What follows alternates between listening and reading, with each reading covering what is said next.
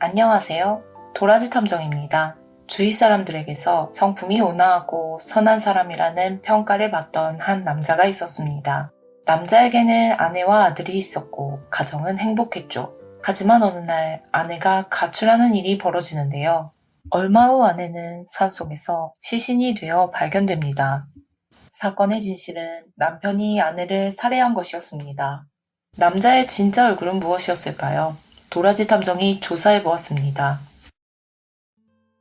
이번 사건의 범인 치바 유스케는 이와테현 히라이즈미초에서 태어났는데요.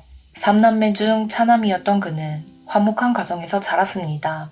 부모님 또한 정이 많은 사람이었고 덕분에 유스케는 온화한 성인으로 성장했습니다. 실제로 주변 사람들은 그가 화내는 모습을 본 적이 없을 정도라고 진술했습니다. 하지만 그런 사람일수록 한번 화가 나면 마치 다른 사람처럼 변하는 경우가 있죠.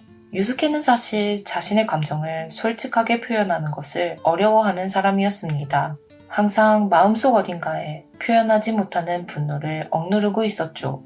또 한 가지 특징으로 유스케에게는 말을 더듬는 언어장애가 있었습니다.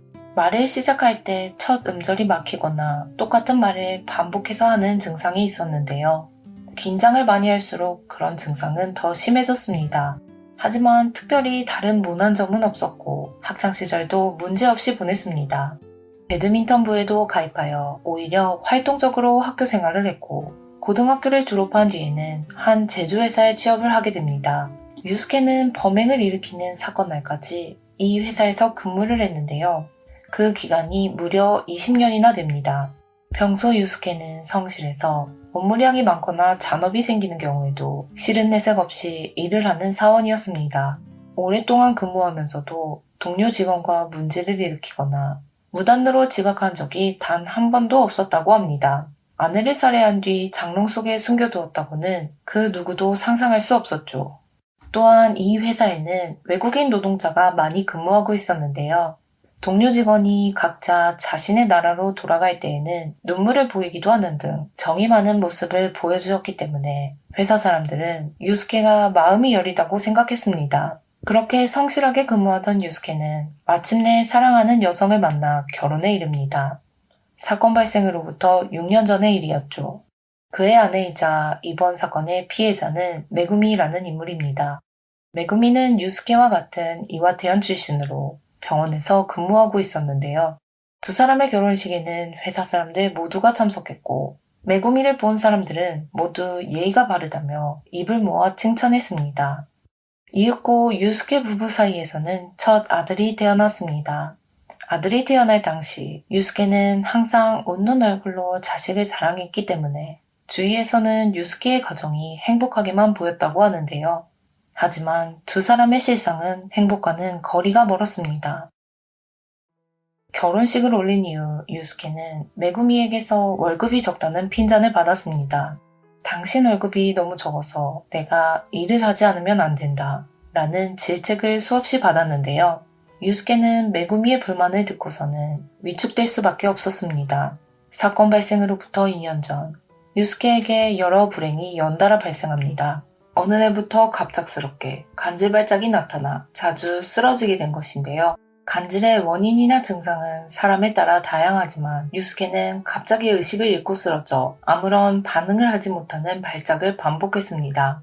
이런 발작 때문에 일상생활을 하는 것조차 많이 어려워졌고 의사는 유스케에게 운전을 그만두라고 권유하기까지 했습니다. 만약 대도시에 살고 있었다면 여러 대중교통으로 출퇴근을 했겠지만 이와테현의 시골 마을에 살고 있었기 때문에 유스케의 이동수단은 자가용 뿐이었습니다. 그래서 유스케는 일상생활에 큰 지장을 입게 되는데요. 안타깝게도 부인 메구미는 유스케를 보살피는 대신 출퇴근이 어렵게 된 유스케를 또다시 비난했습니다. 무엇보다 간질 발작이 있는 그에게 아이를 맡길 수는 없다며 아들을 볼 수 있는 시간까지도 제한했습니다. 유스케는 스스로 자책하기 시작하는데요. 어느 순간부터 유스케의 마음속에는 열등감이 생기기 시작했습니다. 메구미는 같이 근무하던 동료에게 유스케의 험담을 자주 하기도 했습니다. 남편이 운전도 할 수 없게 되어 생활이 힘들다며 항상 불평을 털어놓았다고 하는데요. 동료는 다음과 같이 말하는 것을 들었다고 증언했습니다. 우리 아들은 나를 닮아서 너무 예뻐. 혹시 남편을 닮았으면 안 키우고 싶었을 텐데. 아들을 위해서라도 동생을 만들어주고 싶지만 남편이랑은 관계를 하고 싶지도 않아서 고민이야. 메구미는 이미 여러 면에서 남편 유스케를 향한 마음이 차갑게 식어 있었습니다. 수시로 면박을 주었으니 유스케도 메구미의 마음을 진작 알고 있었겠죠. 자신을 향한 차가운 시선을 느꼈던 유스케는 당시 자신과 메구미의 관계를 마님과 몸종에 비유합니다. 그리고 자신들과 달리 사이가 좋은 부부를 신기하게 바라보며 부러워했습니다. 그러던 어느 날 유스케는 봐서는 안 될 것을 보고야 맙니다.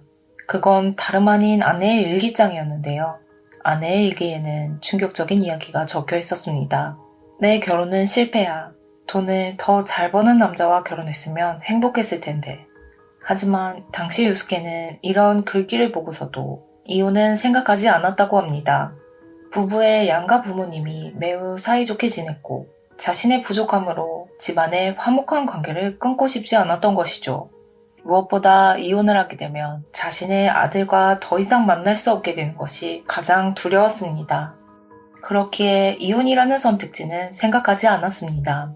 자신만 참으면 모두 해결된다고 생각한 유스케는 메구미의 마음을 돌리기 위해 노력하는데요. 아내와 함께 여행을 가고 값비싼 선물을 사서 주기도 했습니다. 그러나 앞서 말씀드렸듯이 유스케에게는 지병도 있고 월급이 적어서 경제적인 여유가 없었는데 이 모든 돈은 다 어디서 난 것일까요?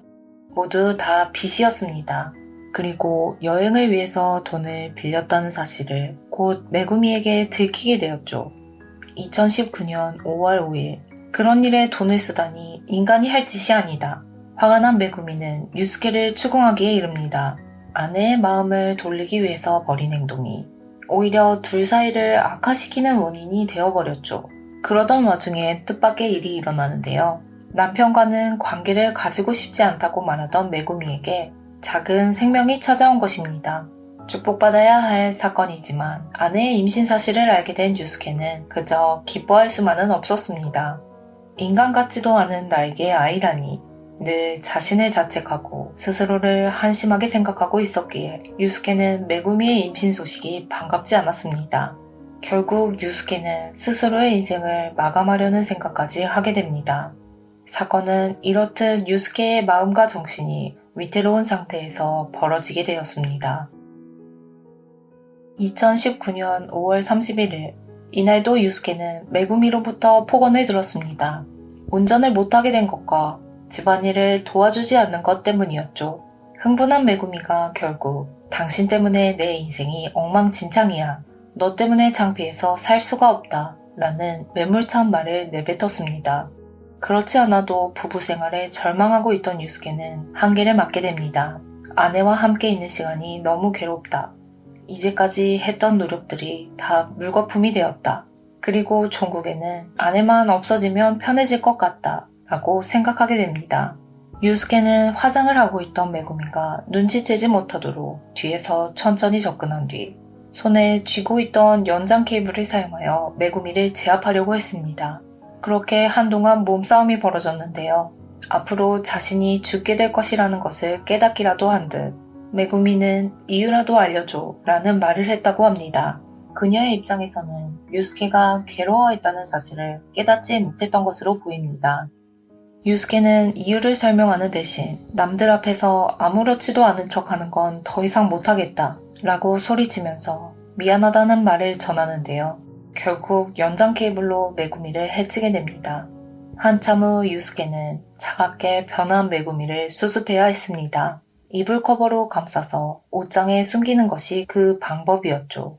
곧 유스케는 자신의 범행이 발각되지 않도록 위장하기 시작합니다. 지금 어디 있어?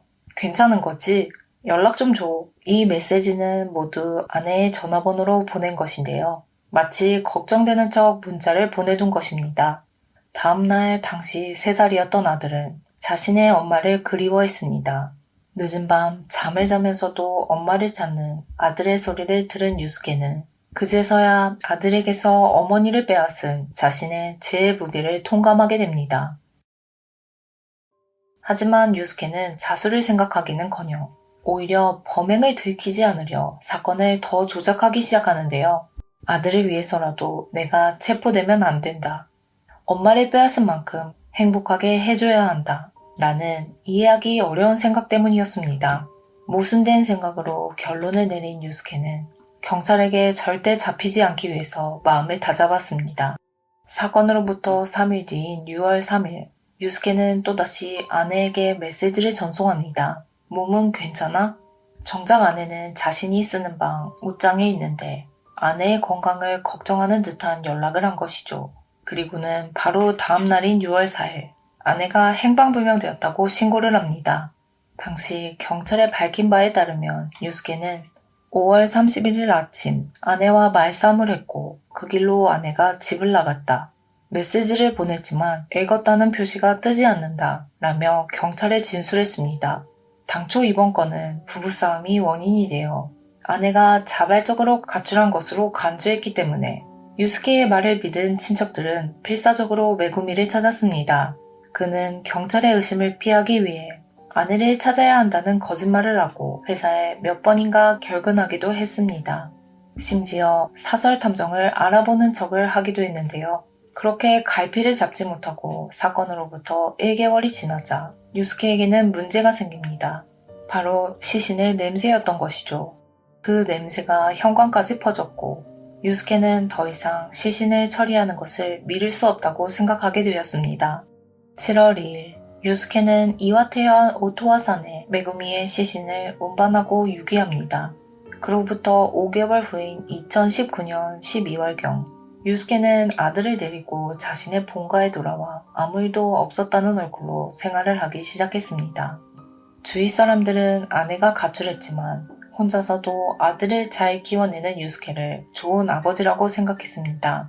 친척 모두가 아들을 키우는 것을 도와주며 메구미가 집에 돌아오기만을 기다리고 있었죠. 그렇게 메구미의 가족들도 유스케의 거짓말에 속고 있는 줄도 모르고 매일을 살아갑니다. 2020년 4월, 마침내 메구미가 산에서 발견되게 됩니다. 최초 발견자는 주변을 산책하던 등산객으로 그 이후 DNA 감정으로 메구미의 신원이 밝혀졌습니다. 아내가 발견되었을 당시 유스케의 심정은 알 수 없지만 장례식에서는 눈물을 흘리는 등 주변 사람들이 모두 속을 정도의 혼신의 연기를 펼쳤습니다. 심지어 언론과의 인터뷰에서는 갑자기 이런 일이 생기게 되어 충격을 받았습니다. 가족 모두가 매우 괴롭고 상심한 상태입니다. 왜 이런 일이 생기게 된 것인지 그 경위를 한시라도 빨리 알고 싶습니다. 라는 입장을 밝혔죠. 이후 본격적으로 수사가 시작되었습니다. 경찰은 수사에서 유스케의 행동에 이상한 점을 포착하는데요. 메구미의 행방불명 신고가 들어온 2019년 6월 4일, 유스케의 자동차 내비게이션 경로를 확인하자 이치노세키 시를 넓은 범위에 걸쳐서 돌아다닌 기록이 남아 있었습니다. 의아하게 생각한 경찰은 집요한 수사를 계속했고 유스케가 메구미의 옷이나 결혼반지 등을 매각한 사실도 찾아냈습니다. 이렇게 경찰이 남편 유스케에 대한 의심을 더해가고 있을 때 유스케는 가족들과 함께 자신의 생일을 맞게 되는데요. 가족 모임에서 자신의 말을 한치의 의심도 없이 믿는 가족들의 모습을 보며 그는 더 이상 자신의 죄를 외면할 수 없다고 생각했습니다. 그리고는 마침내 범행의 전말을 자백하기로 마음을 먹습니다. 다음 날인 2020년 10월 14일, 경찰서에 나타난 유스케는 드디어 모든 사실을 고백했습니다. 유스케의 아버지는 결코 자신의 아들은 범인이 아니라며 현실을 받아들이지 않았습니다. 아들 부부에게는 문제가 없었다면서 유스케의 온화한 성품과 책임감을 믿고 있었죠. 실제로 인터뷰에서 유스케의 아버지는 저희 가족은 아들이 범인이 아닐 것이라고 믿습니다. 라고 밝혔습니다. 또한 가족들은 유스케가 경찰로부터 자백을 강요당했을 가능성이 있다고 주장했습니다. 하지만 유스케는 일관되게 자신이 메구미를 살해했다고 자백했고 결국 체포되었습니다. 유스케의 소식을 들은 가족들은 심한 충격으로 말을 이을 수 없었습니다. 설마 이런 일이 있을 거라고는 생각도 하지 못했다며 밤에는 잠도 이루지 못했죠. 결국 가족들은 더 이상 어떤 말을 해야 할지 모르겠다며 짐정을 전했습니다. 유스케와 메구미 두 사람이 파국에 이를 정도로 관계가 좋지 않은 부부였다는 것을 누구도 예상하지 못했다는 점을 미루어 보면 유스케는 누구에게도 부부의 고민을 털어놓지 못했던 것으로 보입니다.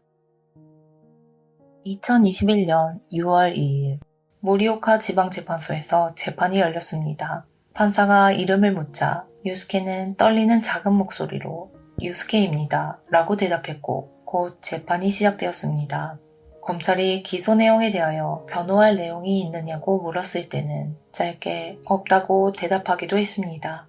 재판에는 증인으로 유스케의 형도 출석했는데요. 그는 유스케에게 왜 이런 어리석은 짓을 했느냐며 화를 냈지만 무슨 일이 있어도 자신은 유스케의 형이라는 말을 덧붙이기도 했습니다. 검찰 측에서는 죄질이 나쁘기 때문에 유스케의 범행이 크게 비난받을 행위인 점을 지적하며 징역 18년을 구형했습니다.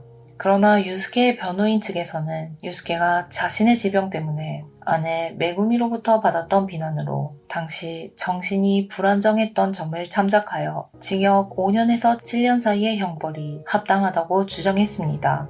재판은 1개월 후에 마무리됩니다. 판사는 자택에 시신을 숨겨두었으면서도 아내가 가출했다고 거짓말을 한 것은 도저히 정당화할 수 없는 행위이지만 여러 사정을 고려했을 때 일방적으로 유스케에게만 책임을 물을 수는 없다며 징역 14년을 선고했습니다. 판결이 내려지자 배심원으로 참여했던 3명 중 한 사람은 재판 후 언론과의 인터뷰에서 아직 다시 일어설 기회는 있으니 갱생하길 바란다 라고 전하기도 했습니다. 이후 유스케의 아들은 메구미 부모님의 호적에 들어가게 되었습니다. 취재에 의하면 매일 메구미의 영정사진 앞에서 두 손을 마주하고 엄마, 저 집에 왔어요 라고 기도를 올리고 있다고 합니다. 판결 이후 유스케는 면회에 찾아온 기자에게 아내와 처음 만났을 때로 다시 돌아가고 싶다는 심정을 전하기도 했습니다. 따뜻한 사람이라는 평가를 받던 유스케. 결국 극단적인 행동으로 인해 아내의 생명을 빼앗고 말았습니다. 돌이킬 수 없는 범죄를 결코 옹호할 수는 없지만 이런 결말이 오기 전에 다른 선택의 여지는 없었는지 안타까운 마음이 큽니다. 그가 자신의 남은 삶만큼은 가족을 위하는 데 쓰고 메구미에게 속지 않는 인생을 살길 바랍니다. 오늘도 들어주셔서 감사합니다. 그럼 다음에 뵙겠습니다.